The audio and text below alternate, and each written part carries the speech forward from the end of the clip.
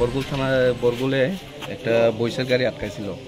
তারপরে কিছু বরগুলের পাবলিকে আমরা খবর দিছে। তারপরে সঙ্গে সঙ্গে আমরা পুলিশ স্টাফ থানার স্টাফ যায় সেখানে।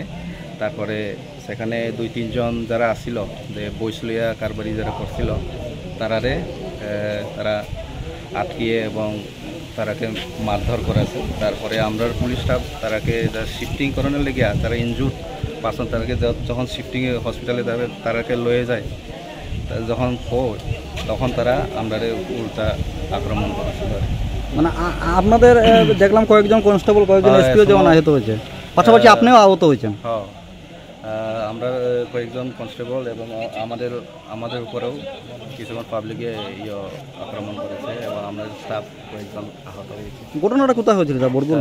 বরগুল ওই new highway, national highway. Sir এখন পর্যন্ত গুরুতর তো একজন কনস্টেবল আছে আমরা গুরুতর, আর আরেকজন এসপিও আছে, তাদের মাথার মধ্যে পাথর।